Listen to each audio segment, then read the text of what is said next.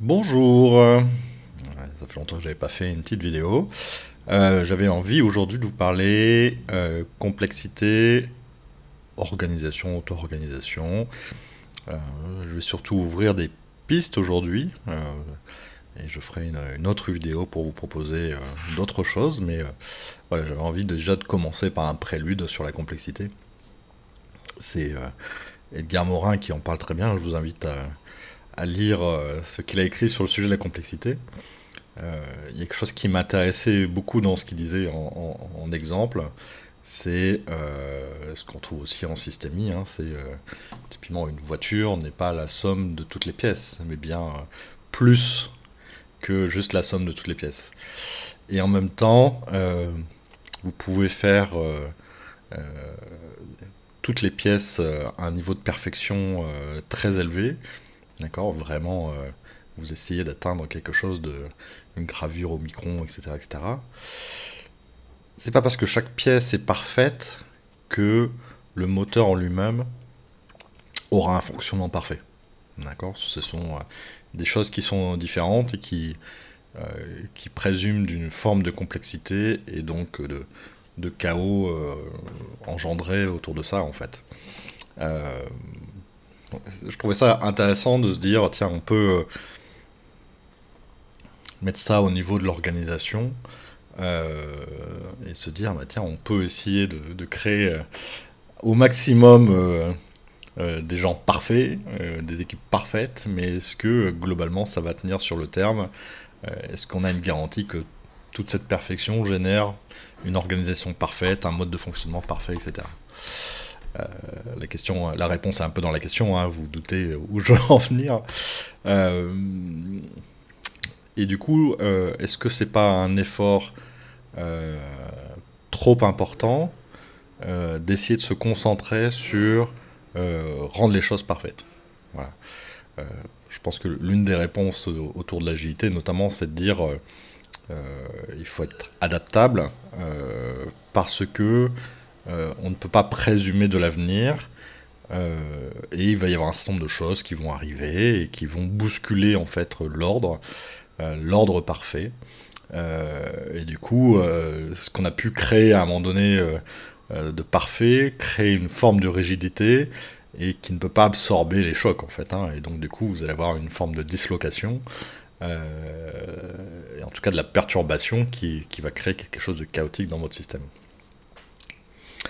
Euh, D'ailleurs, je me disais aussi que euh, quand on considère qu'un système est parfait parce qu'on a fait tous les efforts qu'il fallait pour le rendre parfait, est-ce que ça ne générait pas auprès des personnes, ou des managers ou autres, une difficulté à penser hors du cadre parce que il n'y a pas de raison que ça ne fonctionne pas, puisque c'est parfait.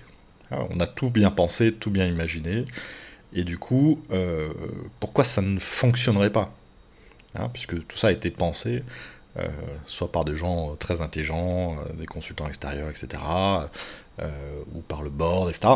En tous les cas, voilà, il y a le fait qu'on considère que c'est la chose parfaite à faire et qu'à un moment donné ça ne tourne pas comme il faudrait.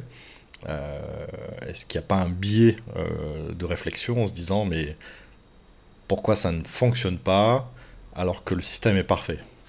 D'accord. Et peut-être que du coup il y a une tentation de pointer la faute sur des personnes. D'accord. Plutôt que de remettre en cause le système ou voilà ce qu'on a pu mettre en place. Euh, Parce que il y a cette notion de mais non, ce qu'on a fait, c'est. Alors, je ne sais pas si le terme que vous utilisez c'est parfait, mais en tout cas, c'est le cadre idéal qui nous a été indiqué, donc il y a pas raison de euh, de le remettre en question. D'accord. Et du coup, je pense que ça peut créer un biais, quoi. Et ça pose question, justement, du coup, de comment on pourrait imaginer une organisation euh, voilà, qui soit plus résiliente, moins secouable, on va dire, en tout cas moins percutée par ce qui se passe autour d'elle. Euh, et si on reprend cette considération de dire, bah voilà, on a fait des éléments unitaires parfaits, Et donc, si je construis quelque chose avec des choses parfaites, ça devrait faire quelque chose de parfait, etc. Euh, Si on s'inquiétait peut-être moins de la perfection de la chose, euh, et peut-être cette perfection crée une rigidité qui empêche les gens d'aller ailleurs, en fait, et de se positionner autrement sur un certain nombre de choses. Moi, j'ai mon poste, j'ai ma fiche de poste, et je fais parfaitement ce qu'on m'a demandé. Sauf qu'à un moment donné, si le cadre change, est-ce que le faire parfaitement ce qu'on m'a demandé est encore parfait pour le contexte où je suis actuellement? Donc, ça génère peut-être une croyance aussi de se dire, bah, finalement, j'ai toujours fait comme ça et c'était parfait et maintenant, voilà. Donc, voilà, vous voyez la perfection, ce que ça peut apporter, quoi. Et alors, je sais que c'est pas très agréable pour les gens de se dire, il y a un petit flou artistique malgré tout. Euh, mais peut-être refocaliser l'importance de euh, ce qui n'est pas important, c'est ce que tu fasses euh, parfaitement tes tâches, mais ce qui est important, c'est que l'important soit géré en fait. C'est-à-dire que s'il y a quelque chose à faire qui dépasse ou qui outrepasse en fait dire ton domaine, et que finalement ça, voilà, ça met en risque un certain nombre de choses, il faudrait savoir changer de posture et changer de lettre de mission quelque part, un petit peu en claquant des doigts, pour s'adapter à la nouvelle chose en fait. Et du coup, ça va un petit peu contre les courants. Alors, je sais pas si c'est courant actuel, mais en tout cas, les courants des années qui sont passées, qui est d'hyper spécialiser les gens pour qu'ils soient plus efficaces. L'ennui de cette hyper spécialisation, c'est que ça rigidifie encore une fois. D'une part, ça rend les gens, comment dire, euh, difficiles à replacer, hein, d'accord. Donc leur employabilité est affectée parce que ils savent faire qu'une chose, hein. Par exemple, je prends des cas très généraux, mais par exemple les testeurs savent faire des tests et savent pas développer. Donc voilà, si un jour les tests sont automatisés ou qu'il y a une charge moindre, eh ben, qu'est-ce qu'on fait de ces gens-là et comment on les emploie? Donc il y a un vrai sujet d'employabilité. Mais du coup, voilà, si le contexte change, parce que il y a quelque chose qui arrive dans l'entreprise, hein, une stratégie, je sais pas, autour du DevOps, etc., etc., qui fait que, bah, à un moment donné, on a besoin de testeurs parce que tout a été automatisé, etc. Voilà, ça pose question, quoi. Et à contrario, peut-être qu'à un moment donné, il y a une nouvelle norme légale et qu'il faut revoir l'ensemble des cas d'usage. Et là, il faut un ramp-up, enfin, beaucoup de gens pour faire des tests de non-régression. Et on a peu de temps à consacrer au développement parce qu'il n'y a pas grand-chose à faire. Mais par contre, il faut vérifier que partout ça passe. Et du coup, voilà comment on fait ce genre de choses. Bon voilà, c'est juste pour dire que l'hyperspécialisation ne facilite pas l'adaptation, parce qu'à un moment donné, en fonction des contraintes, etc., et du coup ça devient un casse-tête aussi pour les pilotes, les chefs de projet, etc., c'est un casse-tête aussi pour les managers, d'un point de vue RH, etc., et ça crée beaucoup de choses qui sont négatives, alors qu'on pensait peut-être simplifier le système. Puisque du coup, on a des gens rouges, des gens bleus, des gens verts, voilà, donc c'est plus facile à gérer parce que voilà, on a bien une segmentation, donc du coup, pour répartir sur les plannings, bah voilà, pour faire les tests, il faut des verts, pour faire les tests, il faut des bleus, etc. Euh, J'en rigole, hein, mais c'est une vraie question que je me pose sur la spécialisation. Euh, et c'est vrai que dans ce qu'on entend beaucoup autour de l'agilité, c'est qu'on veut des équipes pluridisciplinaires. C'est-à-dire qu'une équipe qui soit capable de tout faire par elle-même, qui est autonome, mais en même temps où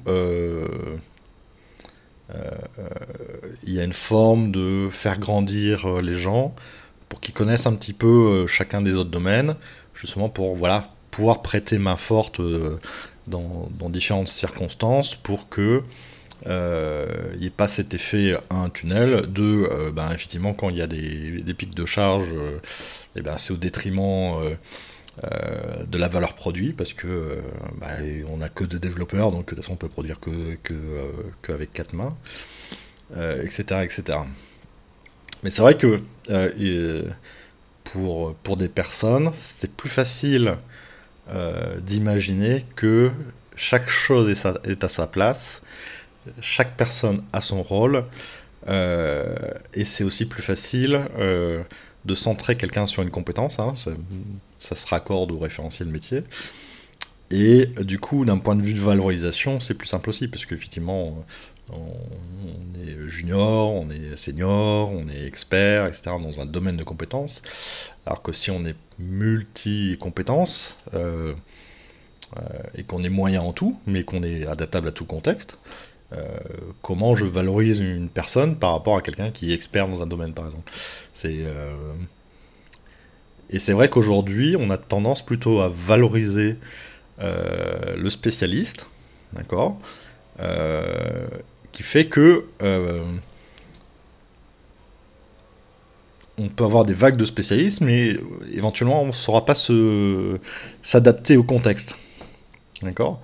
Et à un moment donné, voilà, l'architecte a défini son truc, et puis à un moment donné, il faut produire et tester. On a besoin d'un architecte, bah, qu'est-ce qu'il fait, d'accord. Vous allez me dire, bah, on le place sur d'autres missions, etc., etc. Mais du coup, voilà, ça demande un jeu de chaises musicales qui peut être complexe, douloureux, etc. Peut-être qu'il avait envie de suivre son projet de bout en bout, etc. Bon, peu importe, mais c'est juste pour dire, voilà, il y a plein de cas où effectivement, on est plus sur la spécialisation et on va plus facilement valoriser des gens qui sont spécialisés, potentiellement moins employables, plutôt que de valoriser quelqu'un qui est capable de tout faire et qui est justement un peu capable d'être au cœur de la machine et de s'adapter à tous les contextes et ne pas être non plus dans le côté négatif en disant bah, c'est pas mon taf, je le fais pas, quoi. Ne pas rechigner à faire ce qu'il y a à faire parce que c'est important pour l'entreprise, parce que c'est important pour faire fonctionner la machine, et qu'en fait le focus est sur la production de valeur et pas le j'ai bien fait. D'accord. C'est passer de ce focus un peu égocentré, d'accord, vers le bien collectif. D'accord. Et du coup, ça remet aussi en question euh, bon, déjà la manière d'organiser et les équipes et l'organisation. Euh, Parce qu'on aime bien savoir qui fait quoi, à quel endroit et pourquoi, etc. Donc ça, c'est déjà un sujet. Deuxième sujet, bah, c'est cette spécialisation qui fait qu'on aime bien savoir, là par contre, qui fait quoi, mais dans le détail. Et d'un point de vue RH, bah, comment on valorise des changements de posture un peu, alors je vais pas dire permanentes, mais en tout cas régulières, où chacun va par exemple prendre le lead pendant un certain temps parce que voilà, c'est la bonne personne pour faire, parce qu'il a les bonnes compétences, la bonne connaissance, etc. Et donc il va leader naturellement l'équipe dans une direction, plutôt que d'avoir un leader nommé qui finalement va avoir des conseillers parce qu'il n'est pas la bonne personne tout le temps, etc. Donc comment d'un point de vue RH, qu'est-ce que ça veut dire de valoriser quelqu'un enfin, ou des équipes qui s'adaptent en permanence et qui font probablement jamais tout à fait la même chose, quoi. Et c'est compliqué parce que là, on part sur le bien commun, d'accord? Et parce que les équipes prennent en charge ce qui est important pour l'entreprise. C'est pas quoi qu'il en coûte, mais euh, c'est-à-dire qu'ils vont s'adapter, ils vont faire ce qu'il y a à faire pour produire de la valeur, parce que c'est ça qui est important pour l'entreprise, d'accord? Ils vont sortir de ce côté égocentré, euh, et souvent des mécanismes de protection, etc., pour aller vers le bien commun, d'accord? Mais le bien commun, c'est dans les deux sens. C'est-à-dire que c'est les individus qui ont compris le bien commun de l'entreprise, d'accord? Et donc qui vont faire l'effort de sortir de leur zone de confort et d'être dans quelque chose de moins industriel dans le mauvais sens du terme, c'est-à-dire tâches répétitives. Mais c'est aussi l'entreprise vers les individus, d'accord? L'entreprise doit considérer que les personnes qui travaillent dans l'entreprise sont quelque part le bien le plus précieux et la capacité de l'entreprise à produire de la valeur pour les gens qui le servent. D'accord? Donc il y a cette considération aussi qui doit être dans les deux sens. C'est-à-dire qu'effectivement, ben, moi je suis prêt à m'investir pour le bien commun. En même temps, j'ai besoin de cette reconnaissance et de me dire que quelqu'un a compris que je m'investissais. D'accord? Et ça, c'est important. Donc après, voilà, les méthodes de valorisation sont peut-être différentes. En tout cas, si on partait dans ce genre d'optique, j'ai le sentiment que la reconnaissance des résultats n'aurait plus réellement de sens, en fait. D'accord? Donc c'est plus atteindre, par exemple, tu dois déblayer 50 tickets par mois, etc., etc., d'accord? Ou faire de la surproduction, ou, etc. D'accord? Il y a peut-être des modalités à changer dans la manière d'engager les gens. Je pense que c'est un double curseur, c'est-à-dire que d'une part, si vous essayez de conduire les gens vers le bien commun et que vous continuez à les objectiver sur des principes individuels de résultats, les gens vont être dans une contradiction, dans une sorte de paradoxe. Et du coup, ils vont pas comprendre pourquoi ils doivent aller dans le bien commun, puisque leurs résultats sont sûrs et sont égocentrés. Donc il y a un décalage en fait. Du coup, si vous voulez que les gens aillent vers le bien commun, bah, effectivement, c'est bien de leur dire qu'il faut le faire, d'accord? Et du coup, voilà, on peut imaginer un certain nombre de modalités, hein, de se dire, finalement, quel est l'impact de notre action, d'accord? Quel est l'impact de l'action de l'entreprise? C'est-à-dire qu'on n'est pas forcément là que pour faire de l'argent, mais peut-être que on a aussi une mission sur le bien commun extérieur, d'accord? Notre contribution au monde extérieur, c'est ça, d'accord? Et puis cultiver la fierté d'appartenir, d'accord? Parce que justement, on a un sens, on a un impact sur notre environnement, et du coup, ça déclenche une fierté d'appartenir, d'accord? Dans les modalités aussi, pour pousser au bien commun, je serais tenté de dire que euh, l'épanouissement des gens devrait être une préoccupation. D'accord? Et pour ça, en fait, il y a la capacité à se développer, c'est-à-dire qu'on vous donne les moyens de vous développer, mais pas forcément que dans une compétence, mais aussi d'un point de vue développement personnel, ce genre de choses, d'accord? Pour que vous grandissiez à tout point de vue, et du coup, à reconnaître cet épanouissement. D'accord? Ça, c'est important. Euh, donc, je disais accompagnement, développement personnel. Et une chose qui est importante aussi, à mon sens, c'est que on doit créer quelque chose qui démontre le soutien. D'accord? Donc le soutien par les pairs, le soutien par le manager, le soutien par l'entreprise.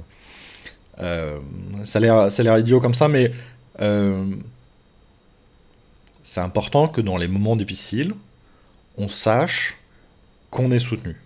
D'accord? Donc, comme je dis souvent, sur la sécurité, sur le soutien, etc., les paroles, c'est une chose, d'accord? On sera là pour toi, etc., etc. Mais c'est les actes qui comptent, hein. C'est ça qui montre vraiment que la présence est effective, etc. Donc, et je pense que le soutien n'est pas que aussi dans l'épreuve professionnelle, hein. L'épreuve personnelle devrait pouvoir être soutenue aussi. D'accord? On peut imaginer plein de choses, hein, mais donner des jours de congé quand il y a quelque chose de grave qui se passe pour la personne, avoir quelqu'un, enfin voilà, mettre à disposition quelqu'un qui fait de l'écoute auprès de la personne. Voilà, je pense qu'il y a tout un tas de techniques aujourd'hui qui commencent à être connues, mais qui ne sont pas du tout déployées en entreprise. Et je pense que on ne travaille pas suffisamment le soutien. Et je pense que le soutien, c'est quelque chose qui est important pour chacun d'entre nous. Et on entend souvent, hein, cette formulation de j'ai une bonne idée mais j'ai pas été soutenu, j'ai passé des moments difficiles, j'ai pas été soutenu. Dans ma mission, bah voilà, mes managers étaient pas là et c'était difficile avec le client. Le soutien revient souvent comme quelque chose qui est important pour les gens et qui n'ont pas forcément eu. Et il y a plein de formes de soutien. Et je pense que ce soutien, ça va créer des liens qui sont beaucoup plus forts en termes d'appartenance et va aussi aider les gens à être dans cette démarche d'innovation, c'est-à-dire oser faire des choses. Et du coup, oser faire des choses, c'est aussi sortir de sa fiche de poste quelque part, hein, c'est-à-dire et bien effectivement, si à un moment donné je prends la responsabilité de quelque chose parce que c'est important pour de le faire, je sais que je vais être soutenu et que je vais pas être pointé du doigt, d'accord? Je vais être soutenu. Donc je vais oser le faire et pour moi c'est ok. Et du coup, globalement, ça va créer une dynamique qui est très très différente et ça va vous permettre d'être beaucoup plus adaptatif parce que vous avez des gens qui savent qu'ils ont le droit de prendre la posture dont ils ont envie, dans la mesure où ça répond à un bien commun. On est toujours, voilà, ça répond à quelque chose. C'est pas juste une cour de récréation où on joue au jeu de rôle, etc. Mais je pense que ce sont des éléments hyper importants et je pense que le soutien est vraiment négligé de ce point de vue-là. Mais aussi parce que les gens qui devraient soutenir eux-mêmes sont pas forcément soutenus, donc voilà, ça crée une boucle. Donc si vous mettez ce genre de modalités auprès des gens, hein, mettre du sens, accueillir l'épanouissement des personnes en leur proposant voilà, un certain nombre de chemins, de leur donner du soutien et de la reconnaissance. Et par ailleurs, que vous changez votre modèle de valorisation des gens, puisque voilà, plutôt que de pointer la performance strictement personnelle et égocentrée, peut-être que vous allez valoriser la contribution à l'entreprise par différents moyens. Et du coup, la personne va se sentir concernée par ça parce que bah, finalement, il est objectivé là-dessus. Donc, pour ceux qui en ont besoin d'être objectivés, bah, ça les conduit en fait. Du coup, vous allez voir un discours et des moyens qui sont cohérents les uns avec les autres. D'accord? Parce que souvent, on a une dissociation qui fait que bah, les gens ont du mal à s'investir parce que bah, ils sont toujours attrapés par quelque chose qui n'a pas été changé et qui est un peu difficile. Ok? Donc voilà, j'ai fait un peu le tour de ce que je voulais dire pour l'instant. C'est juste dire, voilà, une organisation, une entreprise, c'est quelque chose de très complexe. Vous pouvez mettre les gens les mieux que vous voudrez. Si à un moment donné vous rigidifiez le système, en fait, elle va pas être capable de recevoir des chocs et donc va se disloquer. D'accord? Et donc vous pouvez imaginer la perfection autant que vous voulez, mais quelque part, il est peut-être plus intéressant de créer un système organique, hein, quelque chose de plus vivant, moins stratifié dans des règles, dans des fiches de poste, etc. Pour qu'on puisse absorber les chocs, parce que voilà, on sera capable de s'adapter et puis d'être dans le mouvement, etc. Mais tout ça, ça nécessite un certain nombre de prérequis sur la manière de conceptualiser le travail. Et donc peut-être que la spécialisation, j'ai l'intuition que c'est pas forcément la bonne solution, mais plutôt d'avoir des gens qui sont pluridisciplinaires. Et que voilà, il faut aussi un discours et des moyens pour comprendre ce que c'est le bien commun et pourquoi on devrait changer de poste quand c'est nécessaire. Voilà, c'était une réflexion du coup sur la complexité, la manière d'organiser les entreprises. Alors c'est sommaire, hein, je vous l'accorde, et je vais essayer d'aller plus loin dans une prochaine vidéo, mais en tout cas il y a des pistes de réflexion, il y a peut-être des choses qui vous ont touché, et je serais intéressé pour avoir votre feedback, savoir s'il y a des choses qui vous parlent, ou au contraire qui vous chagrinent, on va dire, en tout cas qui vous perturbent. Pour pouvoir avancer un petit peu sur ce sujet et se dire bah, finalement comment on pourrait organiser des équipes, des entreprises pour qu'elles soient plus organiques, plus fluides, plutôt que dans cette rigidité, dans ces silos, etc. Merci pour votre écoute.